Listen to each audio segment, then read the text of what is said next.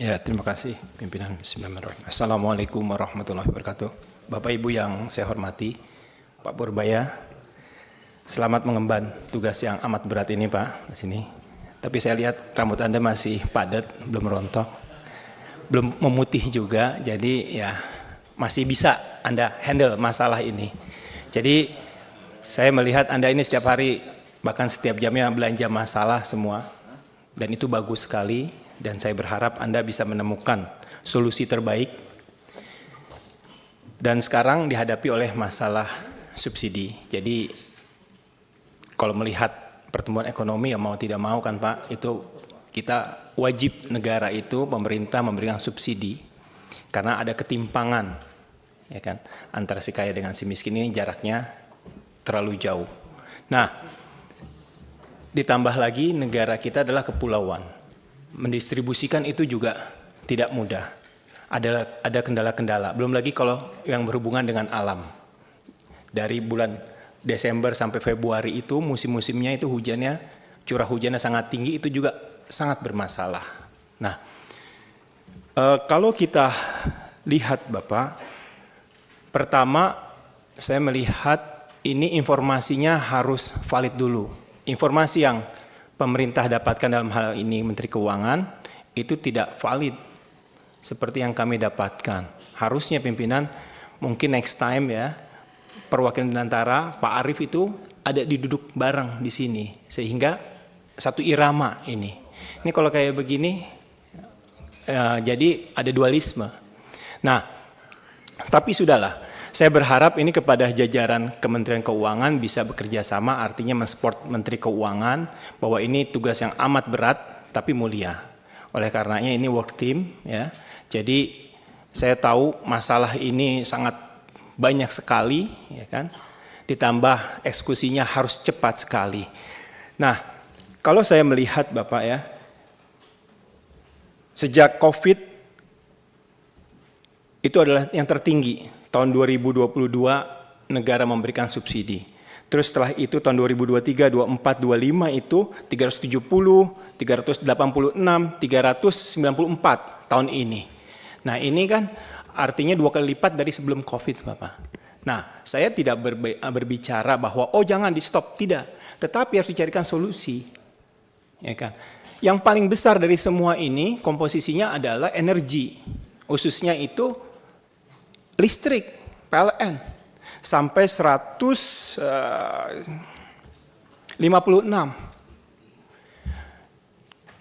Kita selama ini tidak mendengar solusi dari pemerintah. Solar cell Pak, di negara-negara lain itu sudah ada. Tapi ironisnya di negara kita itu dijualnya itu yang termahal Pak. Nah Anda mau mengucurkan itu yang 200 triliun itu ya buat sektor real. Saya rasa itu bisa Pak dibangun. Teknologi dari luar, nah ini Anda tinggal arahkan. Dan dikasih insentif Pak. Pajaknya seperti itu dan lain-lainnya. Kalau sekarang Pak kayak saya sudah sempat Pak, saya pribadi ya mencontohkan saya ingin gitu membeli solar cell. Tapi harganya Pak itu sama bayar bulanan listrik Pak. Saya tidak dapat subsidi Pak. Bayar listrik itu baru ketemu 30 tahun Pak. Dengan catatan itu solar cell-nya itu tidak rusak selama 30 tahun. Kalau 10 tahun oke. Nah ini menurut saya harus dicarikan solusinya Pak. Jadi terus juga yang berikutnya yang kedua adalah soal tadi seperti kawan-kawan katakan tepat sasaran. Nah inilah masalah klasik kita Pak. Selalu. Walaupun tadi Pak Idrus juga mengatakan sebagai rakyat Indonesia semuanya boleh saja mendapatkan menikmati subsidi itu. Tetapi kan ada prioritas Pak. Nah ini dia. Nah sistemnya ini yang tidak canggih menurut saya. Teknologi sudah canggih ya. Semua masyarakat sampai pelosok itu sudah punya smartphone. Walaupun cara menggunakannya tidak begitu paham. Tapi kan sistem barcode bisa diberikan. Ini kan bisa dibangun Pak. Kris aja bisa Pak. Sampai bawah itu bisa bermanfaat mereka tahu menggunakannya. Nah ini bagaimana caranya tabung melon itu yang 3 kilo itu pakai barcode kepada siapa? Kalau saya beli pakai barcode kayak begitu tidak bisa. Nah ini penting, ini salah satu contohnya. Terus yang berikut yang ketiga nih Pak. Ini kan sekarang harga minyak dunia masih di bawah 70. Saya mau nanya ke Menteri Keuangan yang baru ini, bagaimana kalau menghadapi kayak akhir tahun itu? Misalnya sampai $90. Ini kan membengkak semuanya. Ini menurut Pak Purbaya ini apakah masih ada fiskalnya masih aman, mempersiapkan dan lain-lain. Karena ini tidak bisa di stop. Ya saya berharap kita bisa mencari solusi yang terbaik dan saya berharap bahasanya itu tunggakan pemerintah kepada BUMN yang diberikan tugas melalui yang disebut dengan PSO itu bisa diselesaikan, Pak. Itu saja. Karena yang disampaikan tadi Bapak itu tahun 2024 saya masih ingat itu dari Pertamina sendiri masih ada tagihan 9 triliun.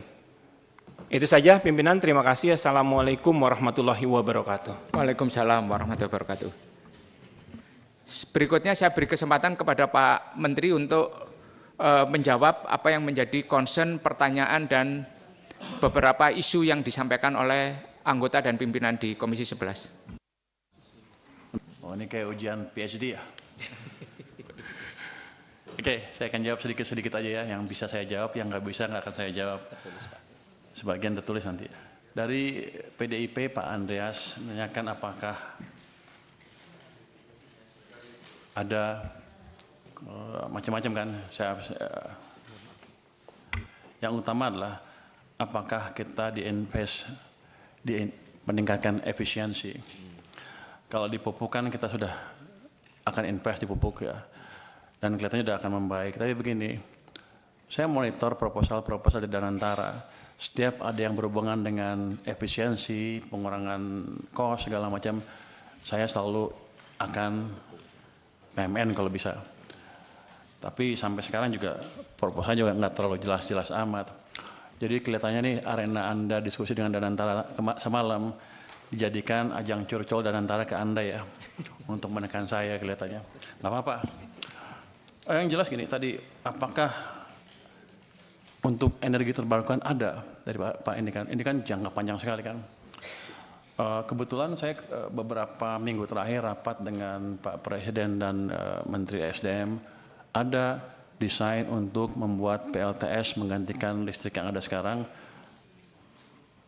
Investasi cukup besar, bisa mungkin sekitar $75 miliar kalau jadi.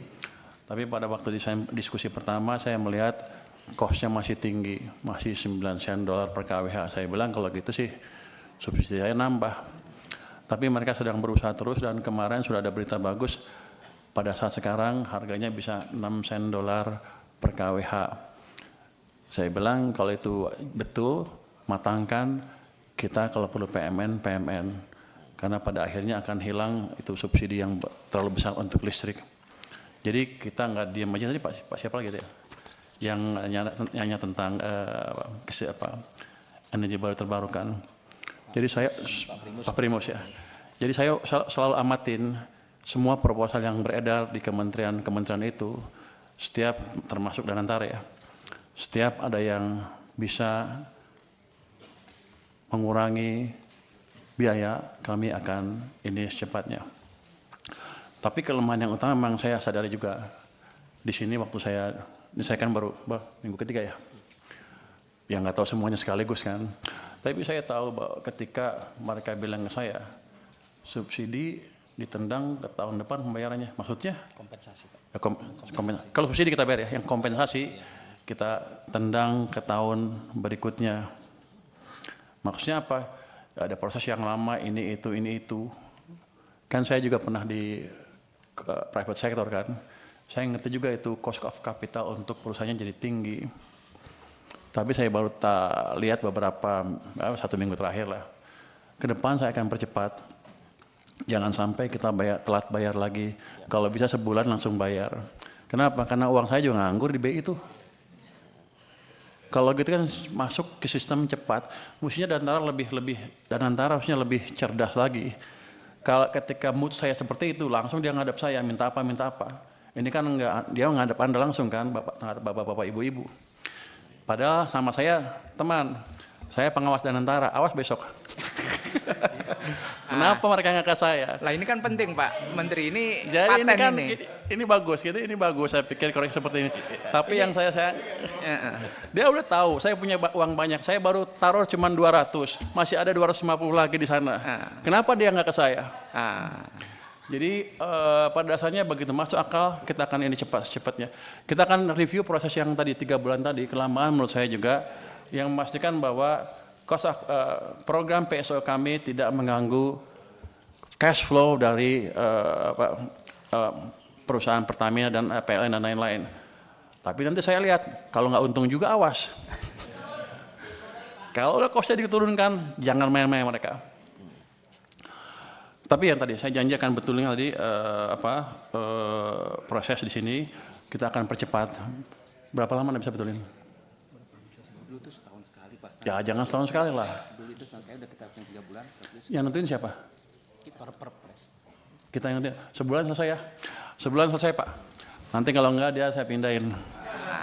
Ini alhamdulillah ini kalau Menteri Keuangannya bergerak cepat begini nih Pak. Wah, Kita bersyukur ini Pak. Sebenarnya saya lagi mikir gimana ngeluarin uang itu, masih banyak di sana, masih numpuk. 200 triliun positif tanggapannya, tapi banyak yang ribut juga kan. Oh ini itu. Saya mesti cari tools yang lain. Jadi kalau tambah lagi. Daripada uang kita numpuk di sana, utangnya bunganya dibayar, impactnya ke ekonominya kurang. Saya nunggu sebenarnya penyaluran yang cepat apa. Makanya saya sisirkan tuh kementerian-kementerian. Saya ancam yang nggak bisa sampai Oktober nanti kalau Anda nggak bisa propose dengan clear seperti apa sampai akhir tahun, saya ambil uangnya. Nah kalau Danantara punya tagihan seperti ya langsung ngadap saya harusnya. Nanti saya tanya kalau rapat saya sebagai pengawas Danantara. Terus untuk data gimana tepat sasarannya itu kita punya DTSN ya tadi ya. Ini sudah siap, sudah dipakai oleh Menteri Sosial ya, Kemensos, tapi belum dimanfaatkan oleh Menteri ESDM. Kami akan diskusi dengan mereka supaya mereka betul memakai data sen tersebut ke depan.